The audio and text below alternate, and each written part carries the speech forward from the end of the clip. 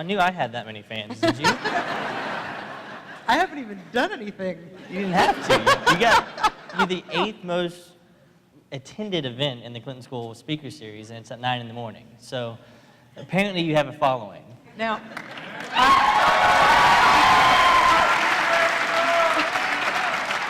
I can tell that for most of you, this is actually just a very, very late night that you've been out partying. I love the standing ovation for the health reform vote in the House. Spectacular. Spectacular. It's just like what everybody told me Arkansas was going to be like. Exactly. So we're going to have just kind of a discussion, and then we'll open it up to all of y'all for some questions. I'm sure that there's a couple out there. So we'll start with, where'd you grow up? I grew up in a little town called Castro Valley, California, which is not very far from San Francisco, but our claim to fame was that it was the hate crimes capital of California. The year that I graduated from high school, it was a little town with an attitude problem. Any particular interest or extracurricular activities in high school that? There was a real race issue in my high school and in my town, really, when I was growing up. My town had been a rural, very white area that as the town became a bedroom community for San Francisco, it became both more wealthy and more diverse. The San Francisco Bay Area, a very diverse area. And as the diversity of the region started to make my town more diverse, and as the white majority in town found itself on the lower end of the socioeconomic spectrum compared to the new folks, there was just a real back to the future backlash. And so we had, do you remember the group White Aryan Resistance and Tom Metzger, Aryan Nations, all those groups? They used to recruit openly at my high school, these racist skinheads. And so me and my friends, at that point I was just a jock. I didn't, What was your sport? Volleyball and basketball and swimming. And me and my friends went to, it's right next to Oakland. We went to Oakland. We started going to the meetings of the anti-racist skinheads. So there's like the white racist skinheads from like Petaluma, and then there's like the anti-racist skinheads from Oakland, and they're a totally integrated group. And they exist only to fight one another. And so we started going to the integrated anti-racist skinhead group meetings in Oakland, and we got them to beat up the racist skinheads. That was my first activism. So that was fun. Then you went to Stanford. Then I went to Stanford. How was that? Fine. Good. After Stanford, you had another stint in activism. Yeah, I realized that I was gay when I was 16 or 17, and at that point it was 1989, 1990, and again, growing up in the Bay Area, I was in my little race war pocket of the Bay Area, but it was the San Francisco Bay Area, and coming out as a gay kid at that time, that's really not only the height of the AIDS epidemic, but the height of the movement in the gay community to fight AIDS and defend itself, defend its lives, by fighting that disease and by fighting the Reagan era of criminal neglect of the nation's needs in terms of fighting AIDS and defending the people who were the communities that were being decimated by it. And so I became an AIDS activist when I was still a teenager. And then sort of approached academia from there on out as a way to build skills that I thought would be useful for me being an activist for the rest of my life. And I hoped that it would not be on AIDS issues for the rest of my life. Because, like we all would say at that time, all I want is a cure and all my friends back. But I did a degree in public policy with a concentration in healthcare. I did an honors program in ethics at Stanford, and then I went and I was a member of ACT UP, and part of a lot of AIDS activist organizations. Got involved in AIDS in prisons. California, the biggest prison system in the world at that point, and with a huge proportion of HIV-positive prisoners, none of whom had access when I started working on the issue to any of the AIDS drugs that you could get if you weren't in prison. Just started working on that issue, did my doctoral dissertation on that subject, came back to the United States when I ran out of money in England, where things were more expensive, and thought that, and started working for the ACLU, the National Minority AIDS Council, and other groups to try to work on AIDS in prison and work on health reform and work on these issues that I thought would be the sort of cause of my life. And then I randomly ended up in media. Well, you kind of skipped over the Rhodes Scholar part that That was the money that I had before I ran out. And then you jumped into media. Wasn't it? Tell the story of how you got into radio, because you just kind of happened. Yeah, it really did just kind of happen. When I was in England and broke and not done with my dissertation. Any grad students here? Are you broke? Are you done with your dissertation? No. All right. So, broke, not done with dissertation, living in England, needing to move home, trying to figure out how I'm going to get this thing done.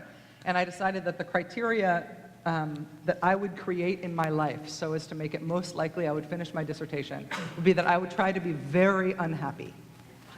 I wanted an atmosphere that was very unpleasant so that I could create this sort of psychological puzzle for myself in which the only way out of the horrible environment I was in was finishing the dissertation. So, I have kind of an Old Testament approach to things. That's one of the reasons that you were even going to come here, was because you wanted to force yourself to do something which you didn't end up doing. Yeah, I didn't make that connection, but that's exactly the same thinking. Well, she was supposed to write a chapter of a book that she's working on, and that was going to be her speech. And luckily for us, she didn't, because now we get to talk about all this other stuff. That's part of the reason that I don't do speaking engagements, because I find my job very difficult, and I can't really do anything on top of that. But I am supposed to be writing this book. This is a diversion. And I thought, well, A, it's really nice to be asked to go do this thing at the Clinton School. B, I'll be miserable. It'll force me to write this thing that I have to write. I don't want to. But the great news is, as Nikolai said, I failed. Because otherwise we wouldn't be talking about we'd be talking about veterans issues today, which is very important, but probably not what you're all here to spend an hour talking about. So I thought I'd be miserable. My two choices moving back from England, my dad's best friend from the Air Force is a Republican lawyer in Orange County, California. And I thought, that'd be good. And then I had friends who had opened up a bed and breakfast in rural western New England. And I was coming back right at the start of winter, and I thought, well, you know, I don't like the country, I don't want to live in New England, they raise dogs, I don't particularly like dogs, I don't like winter, and perfect. So I went there instead of Orange County, and fell in love both with the place and with the woman who's now my partner, who is here, Susan. We've been together 11 years. And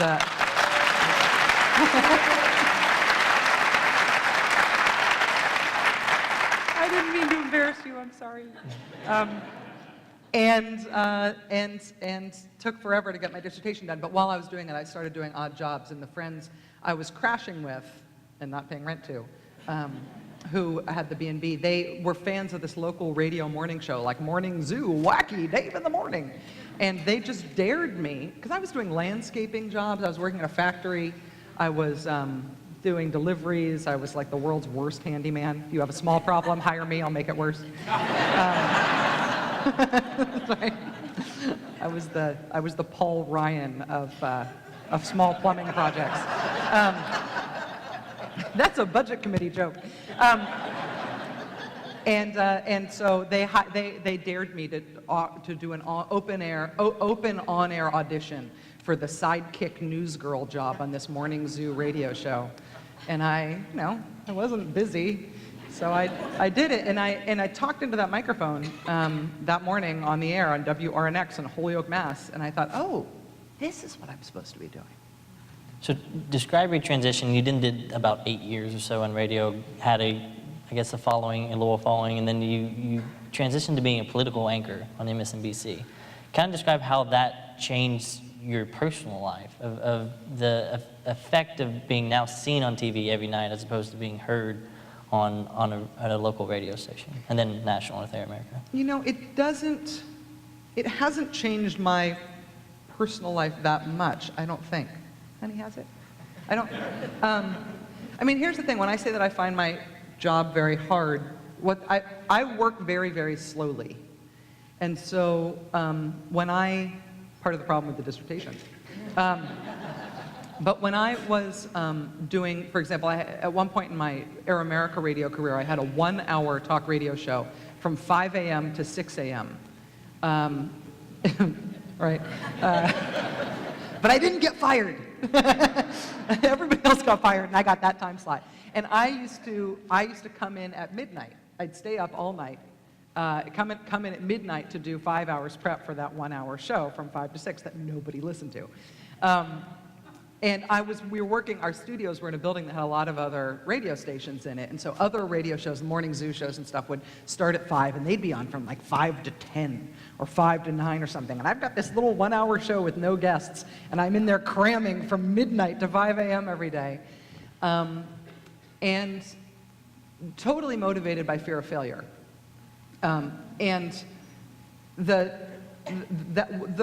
sort of fear of failure motivated work ethic means that I don't actually do anything other than work. So it didn't change my life very much to go from working all the time in a studio to get ready for a radio show, and then going home and sleeping, and then getting up and working all day, getting ready for a radio show, and then going home and sleeping. I just do that and people can see me. No. I guess that also was almost the call for you to have a voice for some issues that may or may not have been in the mainstream. You're now the first openly gay anchor on political TV. And one of our graduates sent me a question last night. I wanted to see if you could address it. And she said she knows we're going to talk about healthcare, we're going to talk about Democrats and Republicans hating each other, but she wanted to know your opinion on what the identity queer meant to you. Queer is, I've always found easy to say, as opposed to gay, lesbian, bisexual, transgender, and any other thing, or GLBT.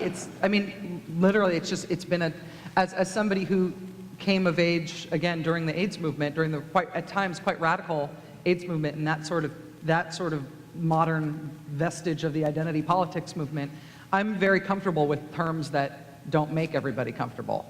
And I know that's both a generational thing and a regional thing, and in terms of put you on the political number line in terms of how comfortable you are with that. I don't really care that much about terminology anymore. I think there was a time in my life when it was really important that everybody said everything right and got terms right, and either deliberately, provocatively used words that made other people uncomfortable to say, or said the exactly appropriate. Where I don't think that's key to making progress anymore. And she also wanted me to add that her and her girlfriend are big fans. Oh, very good. Yes. Yeah, if I just could comment on that for a second. It's, I stand on the shoulders of those who went before me in terms of being able to be openly gay and have the kind of job that I do. But there are a couple things I think that are sort of anti-common wisdom about that. One is that it doesn't come up that much. Me being an openly gay person, it's sort of who I am, take me or leave me. And some people will criticize my story selection and say, you're choosing this because you're a gay anchor, or you're not choosing this because you're a gay anchor in terms of what we cover. And that's okay. You'd probably have the same sort of critique of me if it was about me being from a specific part of the country or some other demographic fact about me. It's just not determinative. It's one thing about me, and people can accept me. Because I'm more than just that. And I just feel like the audience and the American people deserve more credit than we get about how we cope with openly gay people. I'm testament to that. One of the things that I was told when MSNBC hired me was, listen, the cable audience skews older. And while younger people are not going to have an issue with an openly gay anchor, older people really are, and we're worried that that's going to affect the older audience. I want to especially thank everybody here who identifies as an older person. I think it's completely, thank you.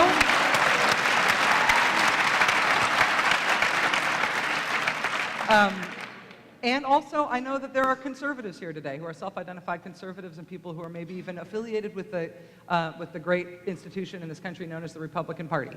And I'm not kidding. I know there are conservatives and Republicans among us today. I have spies. And both older people, conservative people, people who are both politically conservative and small c conservative, I think the common wisdom underestimates the degree to which we are not a bigoted nation. And the degree to which we accept one another in all of our complexity. And so that's not about me, that's about the audience and the country and the people who appreciate my show. So thank you for that, and be proud of that.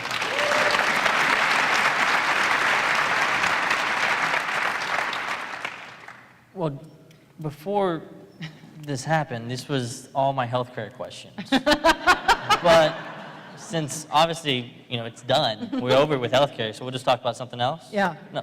Yeah. What happened last night? Give us a brief civics lesson of, we had 3 bills pass, or 2 bills pass and 1 fail. What does that mean? What were they? Who watched last night? Wow. Yeah. It's like civics Christmas. So exciting.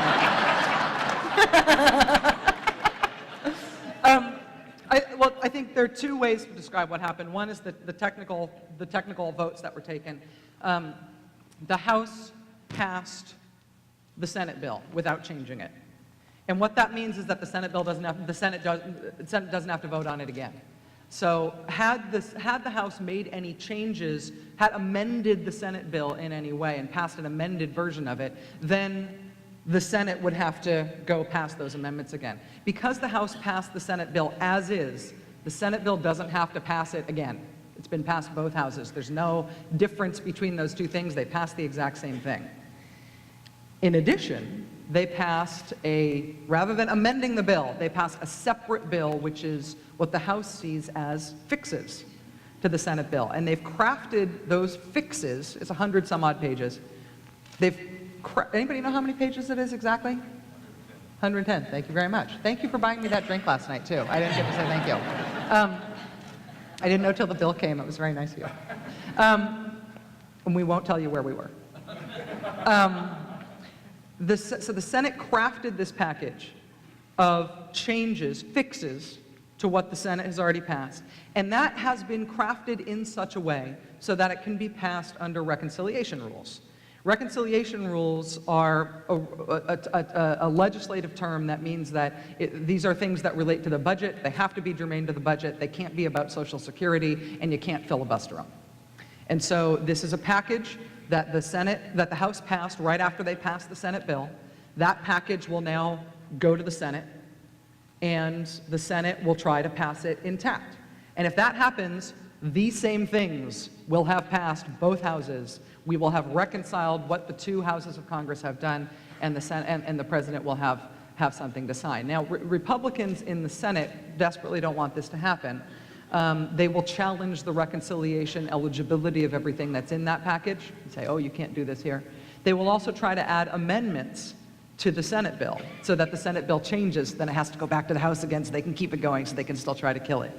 I expect that Democratic strategy will be to get Democrats in a uniform way, at least all of Democrats who want health reform, to vote no on every single amendment regardless of the quality, regardless of the substance, regardless of what's in that amendment. Just don't play the Republican game, don't change it. We've got a fast lane ticket right here. Let's just do it, and any other thing that we want to do, we can do after this, but let's get this one thing passed. That's going to be the strategy. Republicans will try to make it as hard as possible for Democrats to do that, but I expect Democrats know their way home at this point. And the reason that the House needed to pass it without any changes was because of the now Republican ability to filibuster because of losing the supermajority, if you will? No. I mean, yes, no. Theoretically. I mean, but if you want to count Joe Lieberman and Ben Nelson and Blanche Lincoln and all the rest of them as if they're just going to be right there for a Republican break in the filibuster, you can't, with a nominal 60-vote majority, it was impossible to craft useful legislation designed to capitalize on that majority. If you can't lose 1 vote and you've got all of these showboating conservative Democrats, you can't pass anything useful. So it wasn't a useful concept. And the second vote last night was the motion to recommit, and it was the one that the Republicans were trying another strategy to try to in essence, kill the bill by Yeah. sending it back to committee, and that was with Bart Stupak, who has had a lot of FaceTime on your show recently. Without ever once returning a call from me or my producers. But yes, he makes the show a lot. But, and he actually changed against his language. It was his amendment that they tried to recommit, and then it just was, I needed a playbook, and I was hoping you could kind of walk me through that one. I can't give you the parliamentary TikTok on that, but what they were trying to do was kill the bill and say they were killing the bill for abortion, as an anti-abortion measure. And it didn't work. And one of the things I think was nice about that is that the vote to kill what the Republicans were doing at that point was actually an even bigger vote than the vote that passed the bill, because it was pretty obvious that this was a trick. I think what happened with Congressman Stupak is, my take on that, if you've ever seen my show, is that he essentially wanted to be on TV. I mean, the Senate bill doesn't allow public funding for abortion, and the Senate bill actually has what's called the Nelson language in it, which not only retains the Hyde Amendment, which says no public funding for abortion, it actually goes beyond that and makes people who want insurance coverage that covers abortion go through incredible hoops literally go through the process of writing 2 separate checks, one for the rest of your health care and the one for your health care that includes abortion, making people buy separate riders for that part of their health care. And whatever you think about abortion rights, the Nelson language is the Hyde Amendment and beyond. Not only making sure that going beyond making sure there is no federal funding for abortion, and also making people who want it essentially wear a scarlet letter and have to do a dumb thing. The Senate language will essentially eliminate insurance coverage for abortion in this country for 95% of American women. That's without the Stupak language. It's really, I mean, and we can fight about it, but we could also, I mean, if you read the bill, this is not me making an ideological argument. This is what's there. And Congressman Stupak, I think, didn't understand that. I mean, if he did understand it, it's a nasty diagnosis of why he did this. So the charitable assumption is that he just didn't get it. But if he did get it, there's a problem. He was asking for a ban on abortion, what he was describing as a ban on abortion funding, that actually couldn't be done through the legislative process, that was to address a problem that didn't exist, and that he was unwilling to make any sort of negotiations on, and that he was willing to kill health reform for. Because the one surest way to guarantee there will be more abortions in this country is to not reform health care. The more access that women have,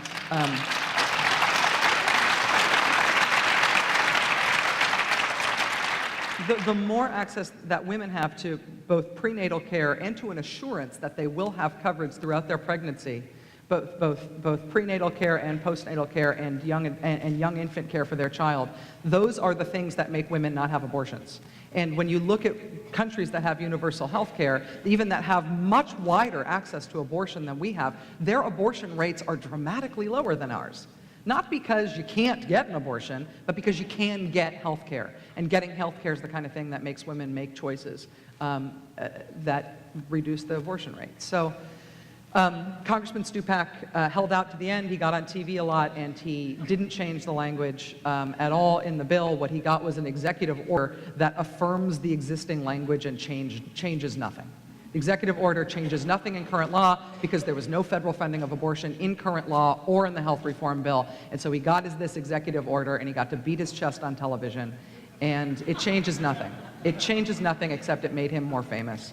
And Democrats didn't have to do it. NBC has reported today that Democrats actually had 222 or 223 votes for the bill. They only needed 216. That's more than Bart Stupak could have given them. Now, what they did was they took the Stupak votes and then they used the cushion that bought them to let a few other Democrats in challenging districts turn their vote back. Democrats who said they'd be willing to vote for it, they said, no, you don't have to. It'll help you get reelected. You can vote no on it. It's okay. We've got these Stupak votes. The political analysis of that is that the the administration doesn't think that the pro-choice movement is very powerful. And so they think that you can insult pro-choice forces in this country with this executive order that will not change anything, but that looks like a slap in the face. They don't think they have anything to fear on their pro-choice flank, and maybe they don't, but this demonstrates that that's where they thought it was going to be easiest to take the political hit for these votes. Well, if it doesn't change anything, then why is it a slap? Just because of all the posturing that they had to do, and then they had to make a big scene of President Obama issuing an executive order?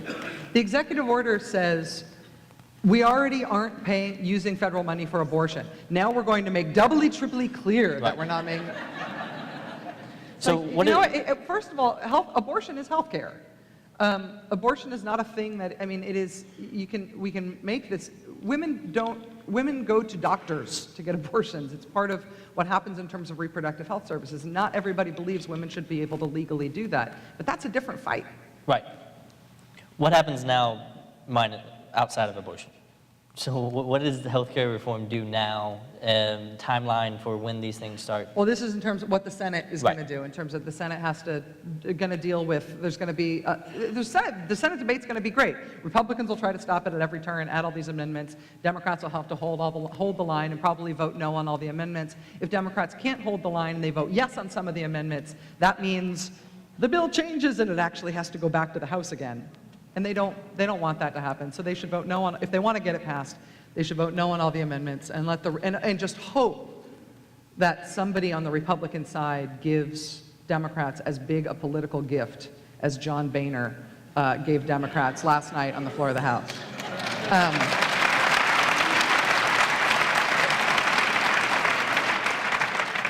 John Boehner screaming, "Hell no, you can't." It's like, was that in your prepared remarks? and if it was, what was the thing you were gonna say that you crossed out and decided to say that instead? Because hell no, you can't. It's a heck of a slogan to run on. Well, let's talk about the culture of politics right now. Obviously, with hell no, you can't, with someone reportedly saying baby killer to Bart Stupak during his remarks. There's a lot of venom in it right now. Is this different from most years, or is this kind of what we've come to accept? I think that we always have. I think we underestimate the venom. I think we forget the venom over time. I think there are venomous things that happen in politics in every generation. I mean, you know, we did used to beat people to death with canes on the floor of the Senate, right? I mean,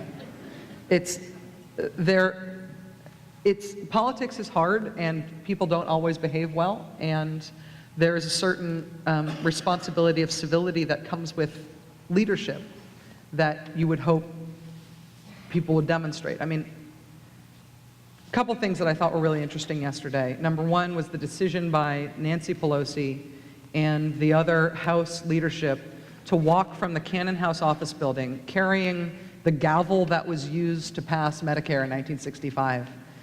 And there's a lot of ways to get around in Washington. I used to be a bike messenger in Washington, so. But you don't have to walk, if you're going from the Cannon House office building to the House floor, you don't have to walk through the Tea Party protest. and they did.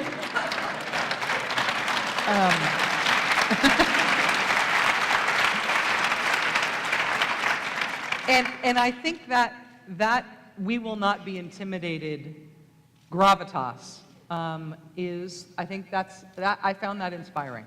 And nobody had to say a word to do it, but I found that inspiring.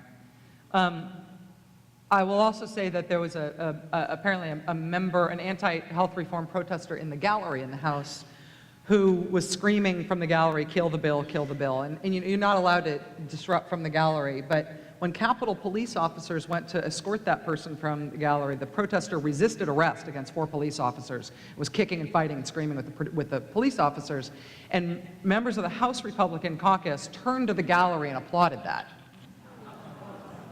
And so, you know, is it the first person to kick and scream in the gallery while screaming something incoherent? Absolutely not.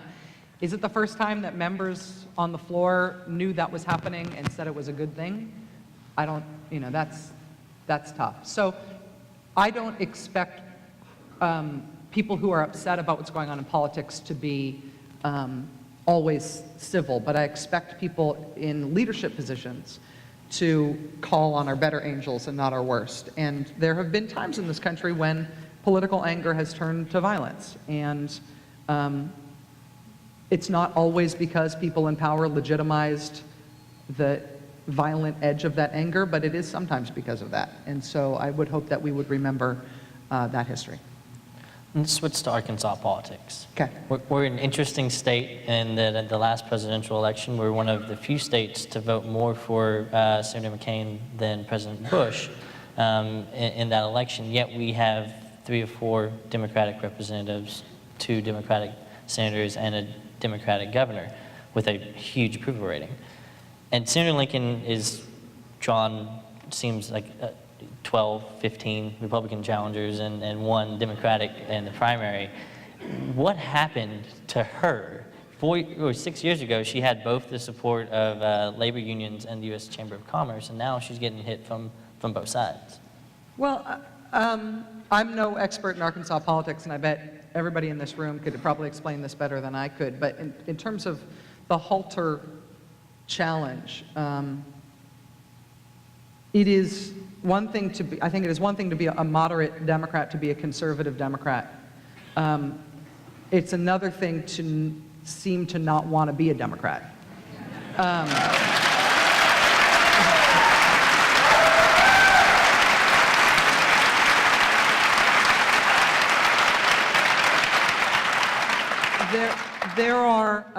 There are ways to talk about health reform right now. For example, we were just reading, backstage, we were just reading Senator Lincoln's statement on health reform, which she voted for when it passed. She voted for the Senate bill. I mean, all the Democrats voted when it passed the Senate.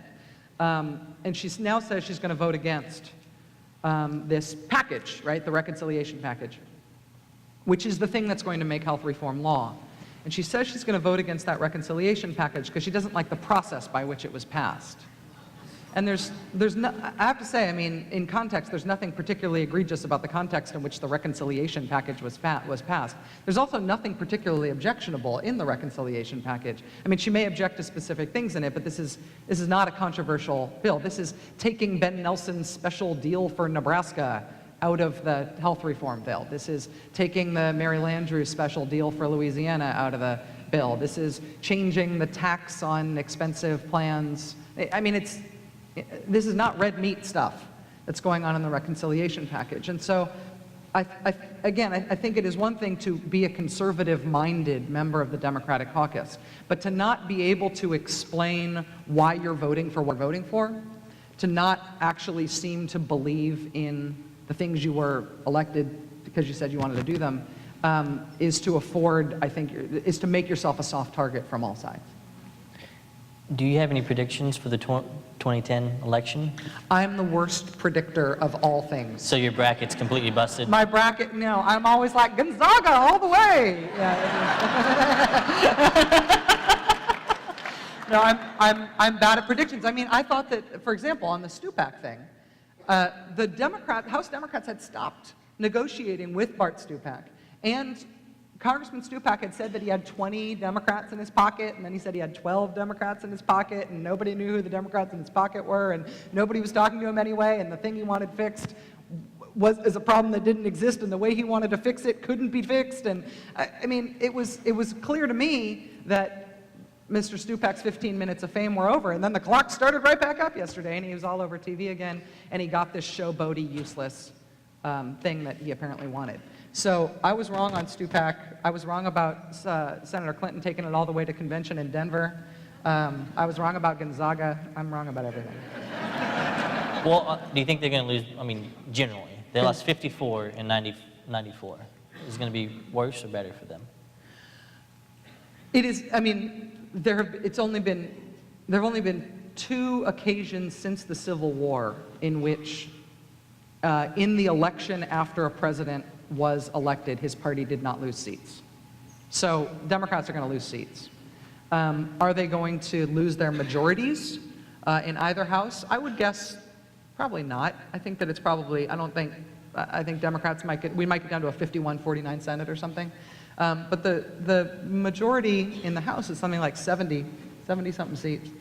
That's a hard majority to lose. It's totally possible. I think had the election happened in January, then they'd be in real trouble. But, I mean, really, it's yes, we can versus hell no, you can't. And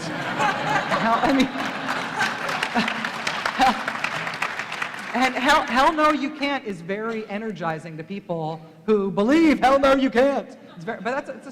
Americans aren't like that. That's a rump party, we're in the minority for a long time sort of sentiment. And the Republicans have not, all Democrats have to do to hold on to way more seats than people think they're going to, is to make this election not a referendum on how you think things are, but what do you think about what we're offering versus what they're offering? It's not a referendum, it's a choice. And thank God for Democrats, thank God there are John Boehners and Paul Ryans out there to explain what Republicans want to do. Because it's one thing to say, are you comfortable? Are things good when we're coming out of the worst recession since the Great Depression? No, nobody's comfortable. Nothing's good, obviously. Everything sucks. But do you want Paul Ryan to lead the way out of here?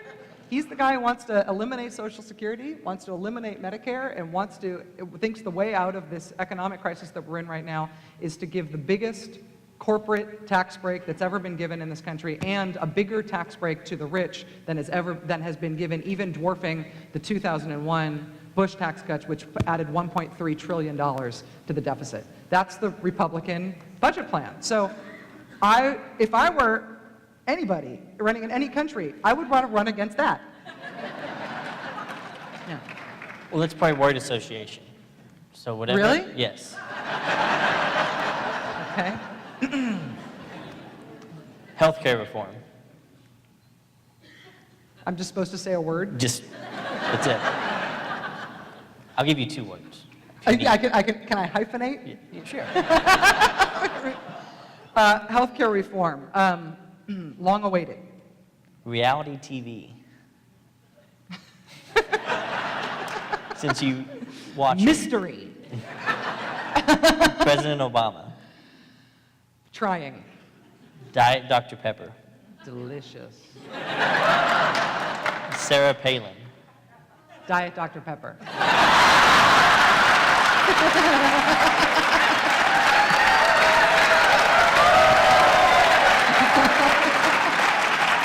Bill Clinton. Arkansas. Tea Party. 1773. Movement. Tea Party movement. Tea Party movement. Trying. Rachel Maddow. Embarrassed.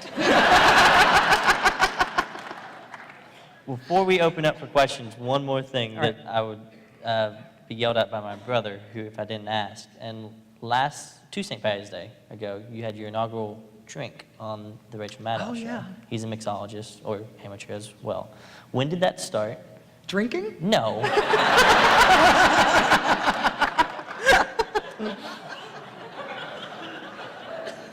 The mixing part. Oh, when did I start being a hobbyist bartender? Yes. What do you think? Like 4 or 5 years ago? Maybe a little longer. It wasn't. I actually wasn't being a bad hobbyist bartender when I started at Air America, because when we moved to New York for that job, we didn't bring any liquor, right? We didn't have a liquor cabinet. It's been about 4 or 5 years. I am a hobbyist bartender, which means that I think of myself as a semi-pro drinker. But also that I am a very, very slow dissatisfying drink maker for everybody other than myself. Like, it's my hobby, so I enjoy every part of it, and if it takes me 45 minutes to make a drink, that's 45 minutes of fun. But anybody who wants to actually drink something that I've made is... Like, really? You're measuring the bitters with an eyedropper, Maddow? It'll be perfect! Can I actually say something before we go to questions? Of course. Are you done? I'm done. I have nothing left. It was just occurring to me that with health reform so dominant right now, it's like on the anniversary of President Obama's inauguration, it was also the day after Scott Brown had won the election in Massachusetts. So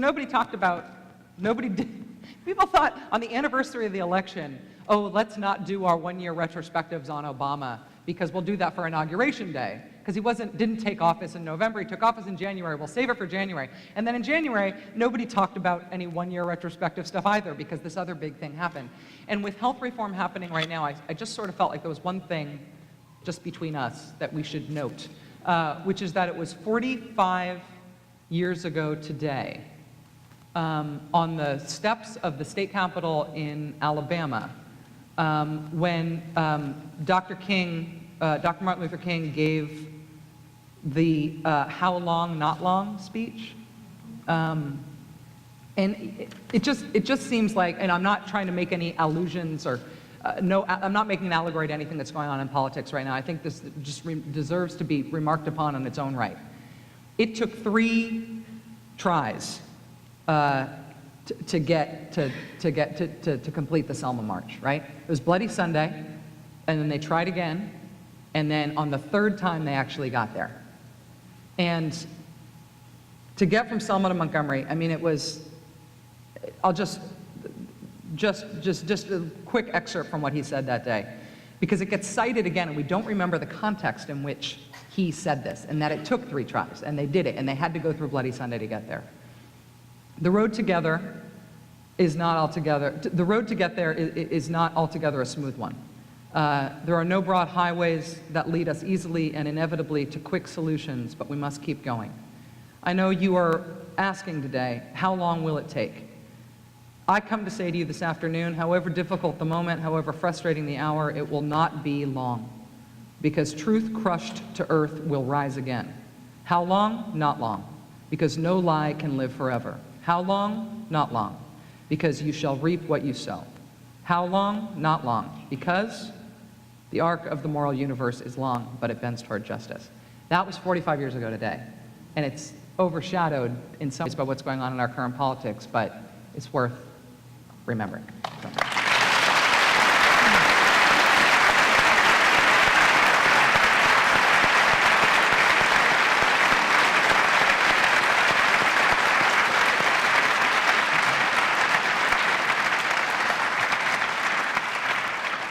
We do have time for just a few questions. If you have one, please raise your hand and we'll acknowledge you right up here. Kim, wait for the microphone, please. Tisha, up here. Keep coming. Keep coming.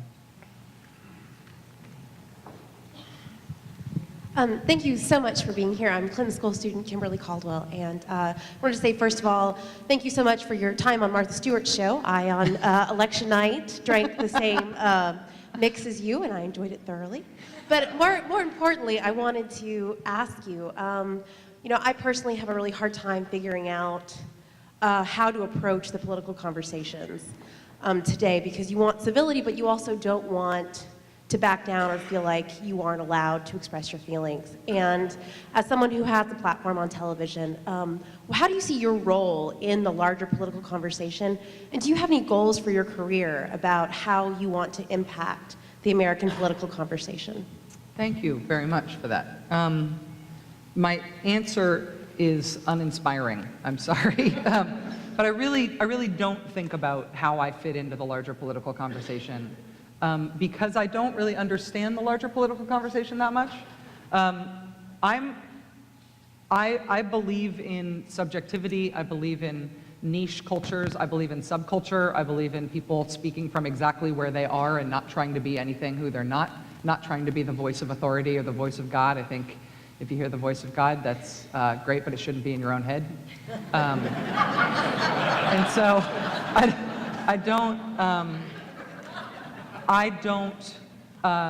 so I can't speak to what else is happening in the media. And even in our great political discourse, I sort of feel like I've got this little patch of ground that I tend, and that I want to do as good a job as I can with. And I feel incredibly blessed and privileged to have the platform that I do, but I'm really only responsible for what's on my platform. And that's how I think about it. And I think that's just, for me, it's a little overwhelming to think about, well, when I say this, how will it resonate with this person, and how might it make this person act differently, and what does it mean vis-a-vis what somebody else has said? For me, it's just sort of me and the news. I just focus on what's going on in the world that day and how I can best explain it, and I try to kind of keep my head down that way. Bob, behind you.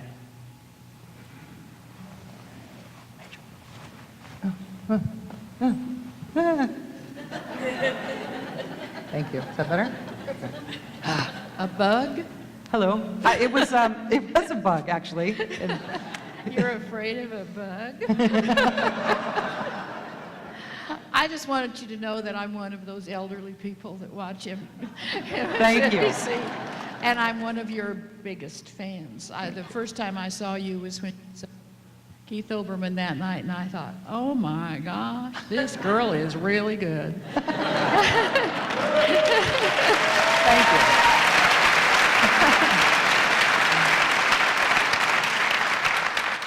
And being elderly, I have lived through, I came to Arkansas in 1947 as a teenager, and it was segregated, and I couldn't believe it, because I came from somewhere where, middle of Nebraska. But I just want you to keep on keeping on. I think MSNBC and the people on there have made a big, big difference in this healthcare argument, and just keep on. Thank you. Thank you very much. Sita. It's coming, yeah. Hold on. Here you go. Here you go. Right there. Thank you very much. First thing I wanted to say was that unfortunately I live in Roy Blunt's district in southwest Missouri. Well, that means he has to take your calls. That's okay. And I really miss Air America because as a former hospice nurse, I used to have a hard time getting out of the car in your hours of broadcast to go into my patients, so I really appreciate that. I was just curious, in your broadcast, how much do you personally have in choosing your guests? And I really appreciate the way you're one of the few people who actually invites people that you know are going to spar with you, where so much of it is very pat and contrived, but your show, I really wondered how much you get to choose who those people are. Thank you for the question and the compliment. If I really got to choose, then it would be all Cheney all the time, right?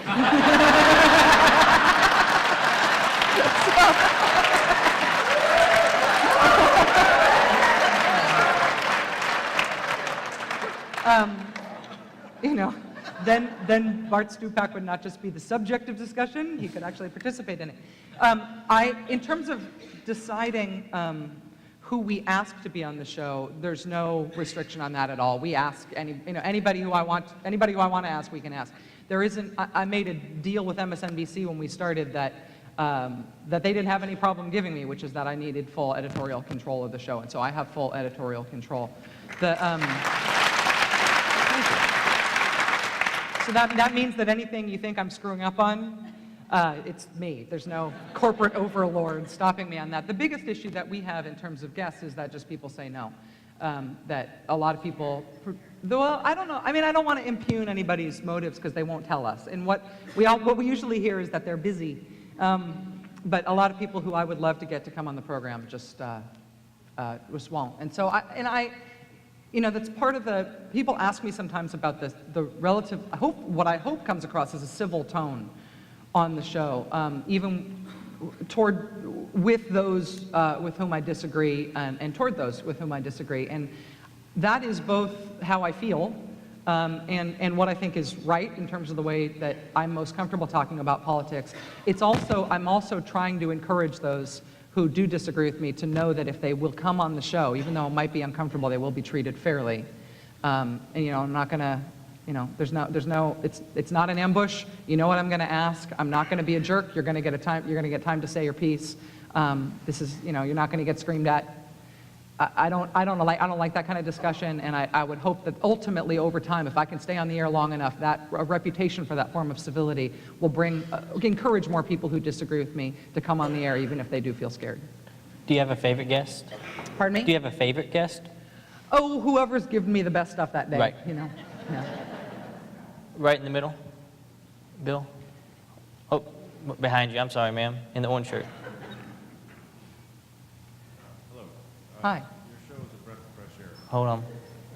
Is that mic on? Hello, hello, hello. There you go. There we go. Yeah. Get right close to it. I said your show is a breath of fresh air. But one thing that occurs to me, you've done several pieces along the lines of, gee, did you see this ad run by, Americans for Democratic Progress or something like that? Oh, well, gee, look, these people who are have all these opinions about whatever this issue is. Well, these are clip art people. These are stock photos. These people aren't real. And, Right. and oh, gee, look at the website. That name down there. This guy owns that oil company. But debunking a lot of the stuff that we hear every day on TV. And I guess my question is, what happened to honesty? These people, the guy who runs this ad, and good heavens, Karl Rove, these people make Nixon look like George Bailey.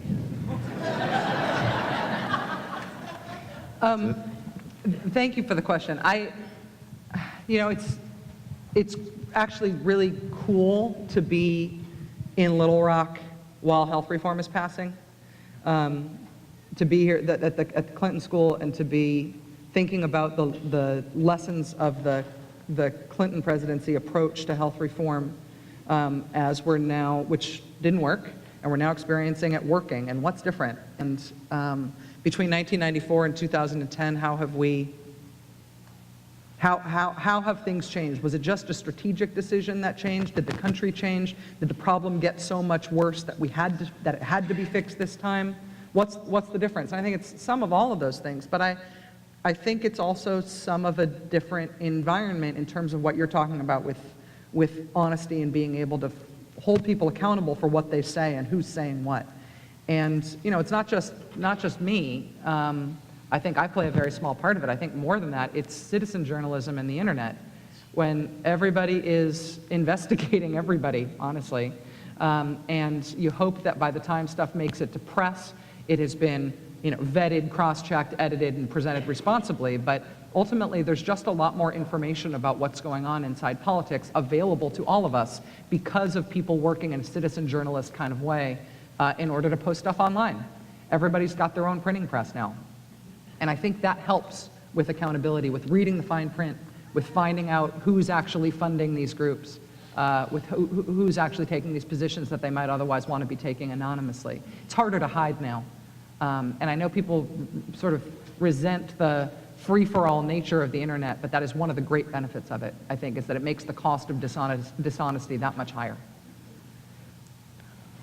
Bob, behind you, waving. Yeah, he's been waving at me all day. Ms. Maddow, thank you for coming to Little Rock. Without going too far past health care, immigration reform is now on screen. What do you think is going to happen, and is it doable in 2010 with the midterm elections coming up? It's a good question that I don't have a great answer for. My instinct is that this president's going to want to get immigration reform done in a way that he will actually put some political capital behind it. This is not one that the Congress can do alone. The anti-immigration forces are well-funded, vituperative, and willing to do anything in order to stop immigration reform. My sense is that it will not be before November, that there may be something debated between now and November. I don't think you should make decisions on what you can pass based on what your opponents are going to do, but I think that Republicans most want Democrats to take up immigration reform before November because they want to run on that. Everybody keeps saying they're going to run on health. Republicans are going to run on health care in November. If you think about what's going to have actually gone into place between now and November on health reform, that would mean that Republicans are going to be running that they want insurance companies to be able to cut you off your policy when it turns out you get sick. Hell no, we can't. Like, I don't think they're going to run on health care. They would love to run on immigration reform. And so I think that given the environment right now, they will start something. I don't think they will finish something by November. But again, I'm a bad prognosticator, and anything could happen. There was a great moment yesterday. Susan and I were in Washington yesterday getting ready to fly here. And the Tea Party protesters were on Capitol Hill. And, you know, it's a very small group. There's only a couple hundred people on Capitol Hill yesterday. But it was the smaller the groups get, the angrier they get. And so we had the people with the signs showing the gun, people holding signs showing a gun that said, if Brown can't stop it, meaning if Senator Brown can't stop it, a Browning can, showing a Browning firearm. I mean, it's just, you know, and we also heard racial epithets, homophobic epithets slung at members of Congress. One member of Congress was spat on. I mean, it was very, very ugly. And that was going on the west side of the Capitol. And what also happened yesterday was an immigrant rights demonstration. And so the immigrant rights groups are marching toward the Capitol, toward the Tea Partiers. And I'm thinking, popcorn. And also I'm like, but it was like the Red Sea, you know, like they're terrified of this issue. You have time for one more. I'm sorry my answers are Right so long. there. Right in the middle, right there. You have a lobby. Can we read the fine print on this question? Hi. Hi. Big fan. So I was declined health insurance for a pre-existing condition of asthma. I'm sorry. Yeah, it sucked. So how long do you think we're going to be able to actually see the results of the healthcare bill, and what will the private health insurance companies be able to do to blockade the actual results of the bill? The implementation of the bill seems relatively straightforward. I mean, what happens in 90 days is that pre-existing conditions will no longer be a cause for excluding people from health coverage for children. That goes into effect in 90 days. For adults, it goes into effect further down the road, and that's a drag. We would hope that that would happen right away. The reason that that is delayed for adults is because the adult pre-existing condition restriction is tied to the exchanges. And the reason is that if you just say we're keeping the private insurance industry, and now you can't exclude anybody because they have a pre-existing condition, then what does everybody do? Everybody drops their health insurance coverage until they get sick, and then they get health insurance in order to get covered, right? So you can't do that unless everybody's required to have health insurance. The mandate is this thing that makes people uncomfortable, but it actually is, it's logic. It actually, you need to have it in order to also mean that people with pre-existing conditions can't be excluded. So the mandate kicks in at the same time that adult pre-existing conditions kick in, which is as much time as they think they need the exchanges to get going, which is a couple of years. So that is in motion, and I think the insurance companies, you know, and the Republicans who are sort of carrying their water on this, and the conservative Democrats are doing the same thing, will do what they can to try to make people afraid of that, but ultimately stories like yours are more compelling than their arguments about their bottom line. And so I think that the implementation issue is pretty rock solid. It's my sense. Are you sure you have to do your show tonight? Can't No. we just sit and talk? I'd love to. Well, thank you.